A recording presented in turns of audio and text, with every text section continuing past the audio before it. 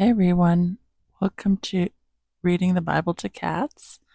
Sorry, I hesitated there. I don't know why I did that. I guess because I'm looking at the picture.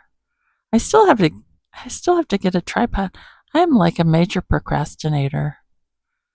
I've kind of jimmy rigged the camera so it won't flop over, but that's why I was a little distracted. Anyway, welcome. Welcome to reading the Bible to cats. Hold on a sec.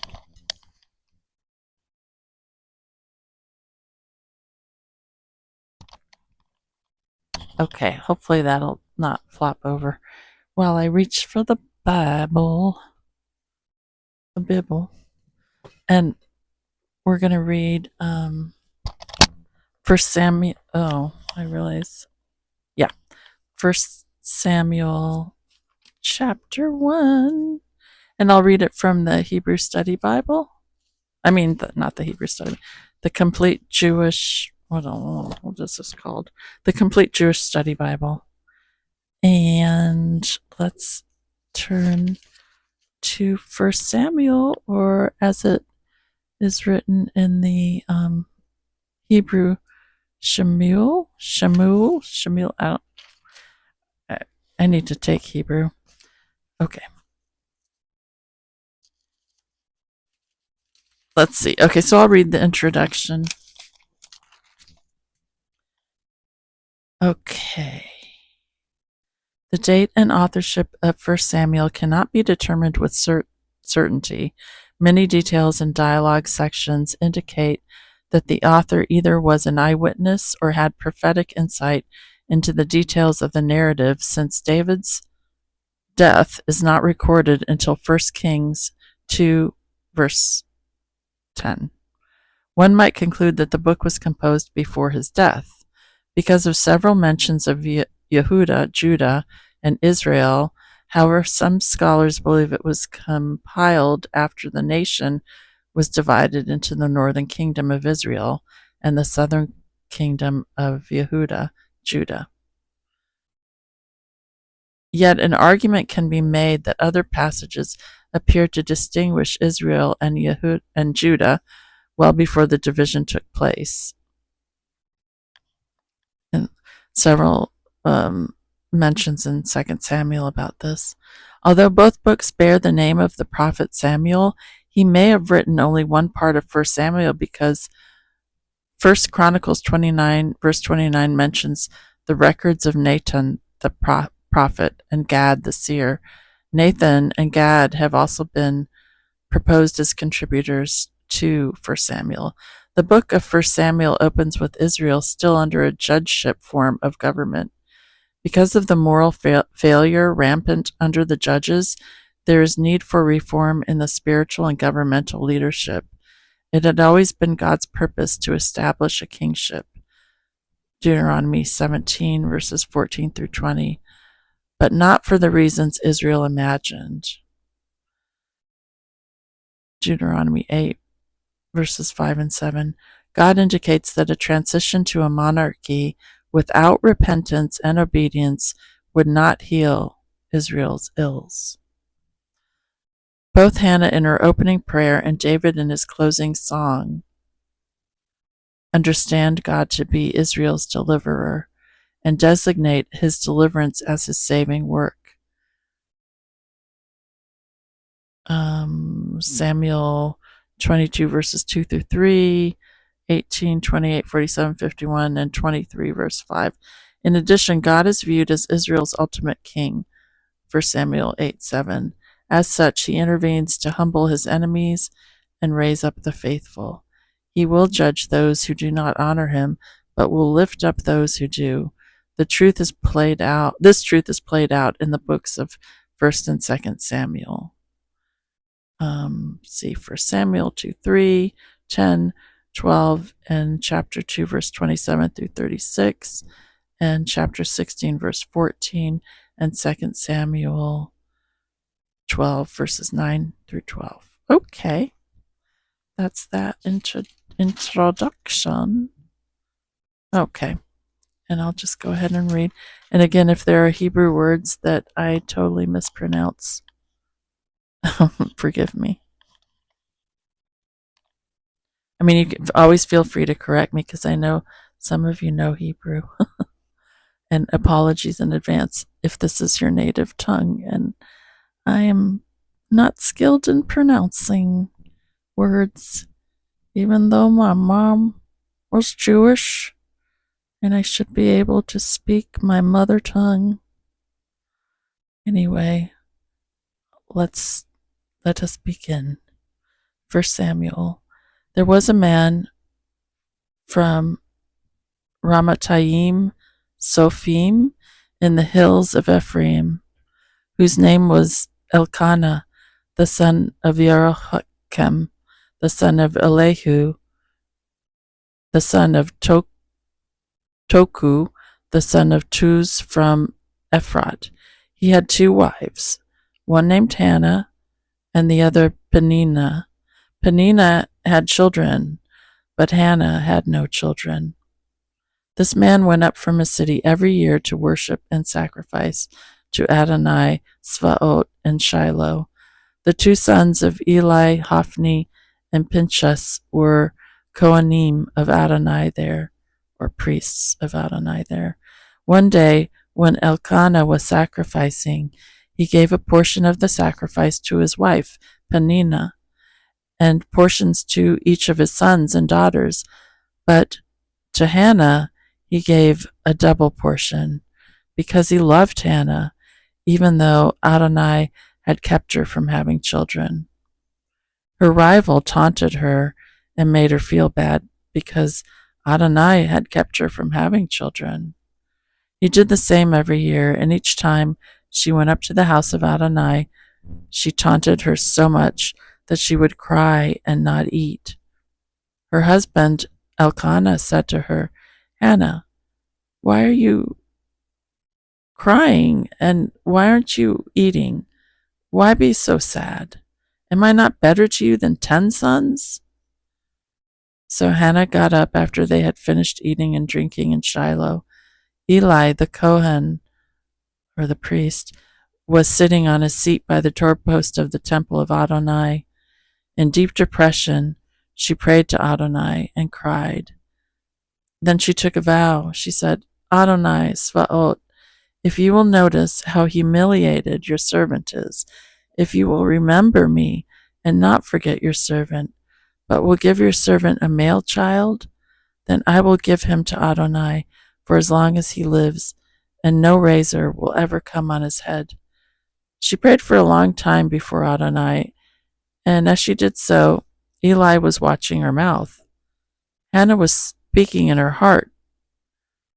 Her lips moved, but her voice could not be heard, so Eli thought she was drunk. Eli said to her, How long are you going to stay drunk? Stop drinking your wine.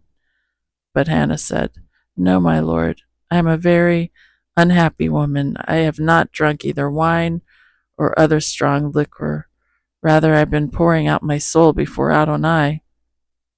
Don't think of your servant as a worthless woman, because I have been speaking from the depth of my distress and anger. Then Eli replied, Go in peace. May the God of Israel grant what you have asked of him. She replied, May your servant find favor in your sight. So the woman went on her way, and she ate, and her face was no longer sad. They got up early in the morning and worshipped before Adonai, then returned and came to their house in Ramah. Elkanah had sexual relations with Hannah, his wife, and Adonai remembered her. She conceived, and in due time she gave birth to a son, whom she named Shemuel, or Samuel, because I asked Adonai for him. The husband, Elkanah, went up with all his household to offer the yearly sacrifice to Adonai and fulfill his vow. But Hannah did not go up, explaining to her husband, Not till the child has been weaned. Then I will bring him, so that he can appear before Adonai and live there forever. Her husband Elkanah answered her, Do what seems good to you. Stay here until you have weaned him. Only may Adonai bring about what he said. So the woman stayed behind and nursed the child until she weaned him. After weaning him, she brought him to the house of Adonai in Shiloh, even though he was just a child. After the bull had been slaughtered, the child was brought to Eli, and she said, "My Lord, as surely as you live, my Lord, I am the woman who stood here near you, praying to Adonai. I prayed for this child, and Adonai has granted the request I asked of him. Therefore, I too have loaned him to Adonai as long as he lives. He is on loan to Adonai." And he prostrated himself there before Adonai. Okay, everybody, that's the end of chapter 1 of 1 Samuel. And let's read some study notes about verse 1 through 11. But Hannah had no children. The opening conflict between Hannah and Peninnah, mispronouncing her name, reflects the misery that childlessness causes, especially in ancient Israel, when childlessness was considered a humiliating condition. This initial conflict in 1 Samuel moves toward a climax when Hannah prays to God. Verse 11. About verses 11 through 12. Then she took a vow. Hannah vows to Adonai that she will dedicate her son as a Nazirite. See Numbers chapter 6, verses 1 through 16.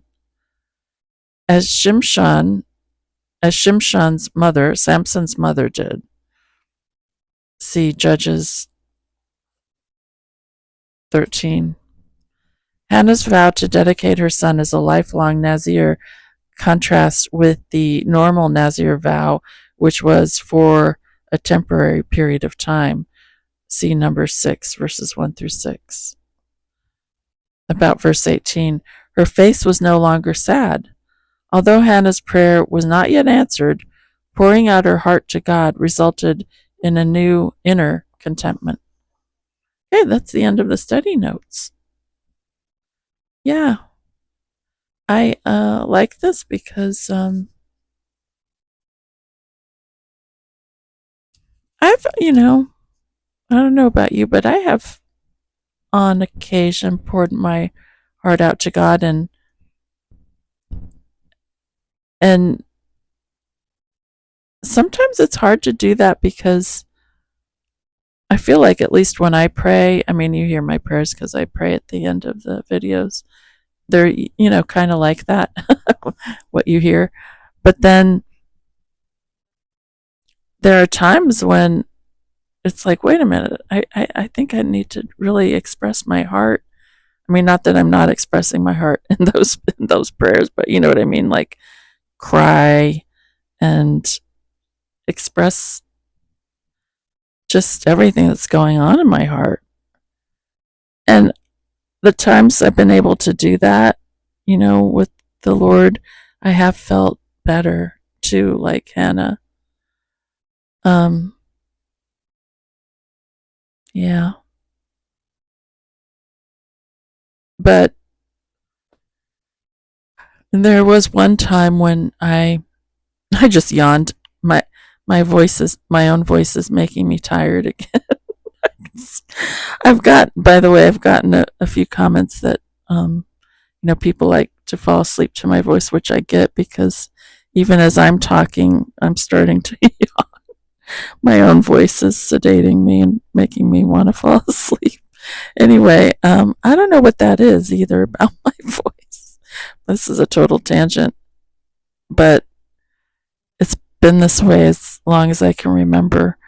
I've told you all this before, but in high school, my school counselor, she was a therapist, fell asleep while I was telling her my problems and then when she awakened, she was like, "Oh, I'm so sorry. It's just that your voice is so lulling." Anyway, so now I just figure maybe it's a gift so people can just relax and fall asleep. But anyway, what was I saying? Oh, what started this tangent. The fact that I yawned, that I'm yawning. Maybe I need to listen to my own videos more often so I can fall asleep more easily. Anyway, but back to praying. I forgot. Now I forgot what I was saying. Um. Hmm. Oh yeah, there was one time when I kind of expressed my anger when I was praying, which I don't often do because I'm not usually angry. It's not like something I don't really have. I'm not really. I don't really struggle with anger. Who knows? Maybe there's some deep seated bitterness way down deep in there. I don't know. Could be. But in terms of like irritation or anger or whatever, I don't really have that. But anyway, this one on one occasion I really was angry and I was upset and very frustrated with God. And well, I guess I can tell you. I don't know if I have told you this story. Maybe I have told you. Um, yeah, there was a time in my life when I wanted to be a writer, and I thought that was what God wanted me to do. And I was trying so hard to write this book and was trying so hard to establish myself as a writer. You know, at least in my own mind, I was trying hard. I probably wasn't doing all the right steps for that, but at least I thought I was trying hard. And because I thought it was kind of like a mission. Well, it was part of my vow when I was in the hospital dying, you know, between life and death. You know, I made a rash vow, which I would not recommend anyone do. And I know I've shared this probably a million times, but I vowed that, you know, if I lived, I would write a book about all this, about my experience. So, so I was really working on that, and it gave me a purpose, you know, to write this book. And anyway, I guess things weren't going the way I was just frustrated. Things were not happening with that ambition. And so I just was driving home and I was just like really angry with God because I thought I was doing this for Him, you know, to share my testimony, tell my story, blah, blah, blah, use my talents, gifts, whatever. And I was just like, I'm not doing this anymore. I give up on this stupid writing thing. That's it. I'm done. That's it. And I hate to admit this, but I did use the F word. I was like, I'm effing done with this. That's it. It's over. And I've never talked that way. Surprised he didn't strike me down with lightning or something. But right after that prayer, my mom called and she was like, hey, Sarah, did you pick up the paper today? The newspaper in the town I was living in. And I was like, no, why? And she said, well, your article, your column, your humor column, they published it. I had a little humor column in the town where I was living, in the city where I was living at that time, ages ago, and I couldn't believe it. That just right after my prayer, where I had told I was so frustrated with God and said I had given up writing and that was it. And then it's like I get the phone call from my mom that my little humor column was published in the paper. Needless to say, I felt pretty bad after that. But anyway, so you know, but so what appeals to me here is what she says in verse 16. Hannah says, don't think of your servant as a worthless woman, because I have been speaking from the depth of my distress and anger. I like that she said anger too, and her distress, you know, just, and you know what? King David does that a lot in the Psalms too, and the prophets too. I think of Jeremiah, how he really, Job, I mean, Habakkuk, um, they all kind of pour their hearts out with their anger and frustration to God. But I mean, I wouldn't recommend using the F word like I did. Sorry, Lord. Anyway, Henry, it's just the neighbor. Oh no, he's leaving. Henry, don't go. Henry, don't go. It's okay. Lie back down. Come on. Thank you. Thank you. Here's the neighbors upstairs, and he's wondering what's happening. Anyway, yeah. So, yeah. But you know what? With the writing, I kind of did give that up after all.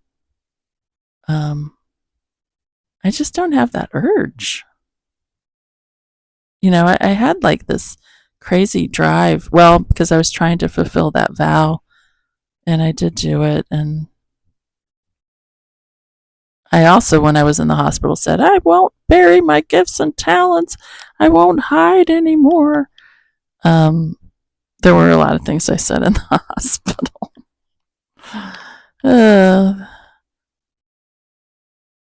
Which I'll share when in fullness when we get to the book of Ezekiel. But yeah, I guess we just need to pour our hearts out to God in our anger and frustration and distress or whatever it is. Maybe it's gratitude. Well, now having said that, I guess I'll pray, but I'm not gonna use the F word. Don't worry. And I won't I'm not gonna cry either. I'll just do my normal prayer.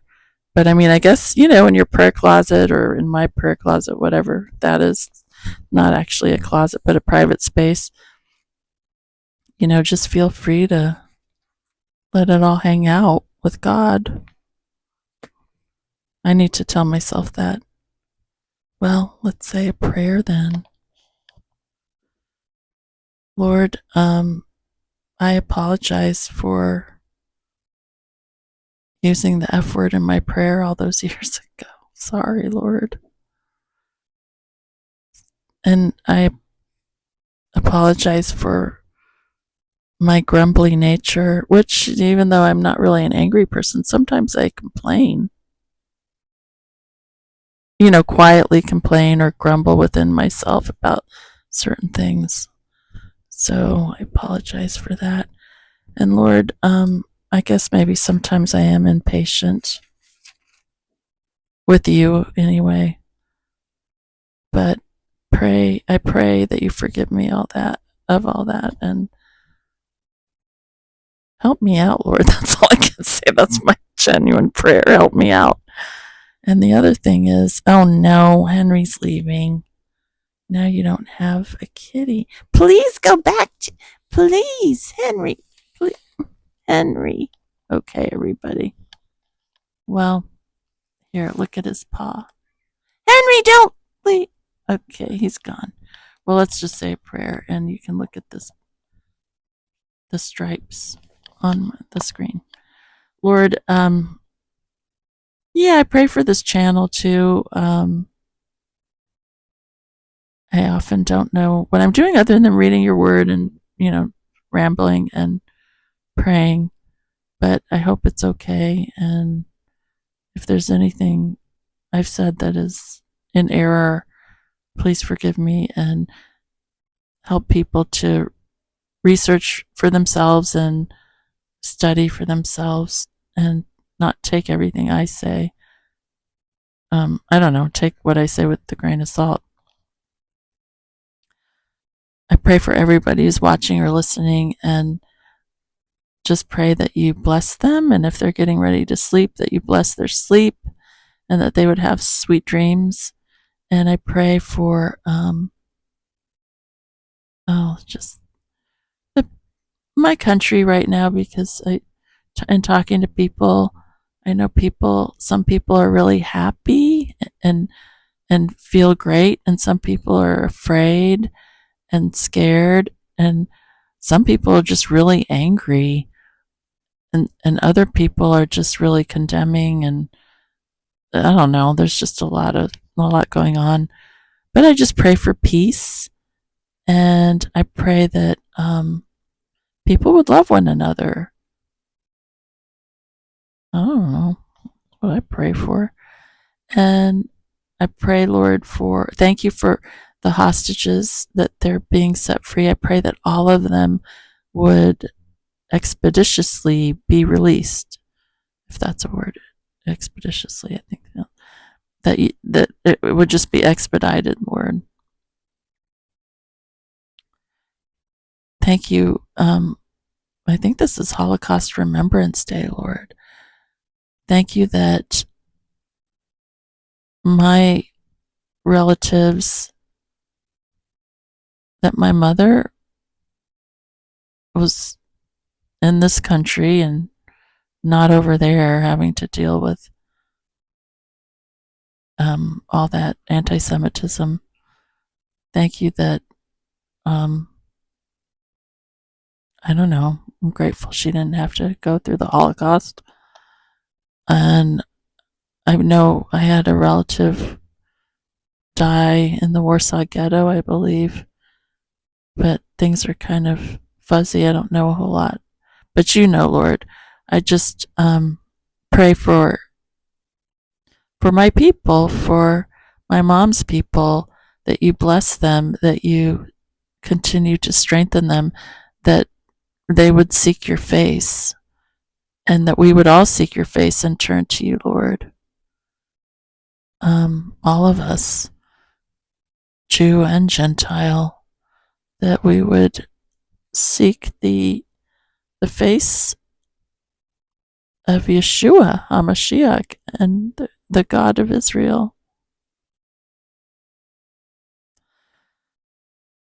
Pray for the peace of Jerusalem and Israel, and just for all the hurting people and all the suffering places of the world, Lord.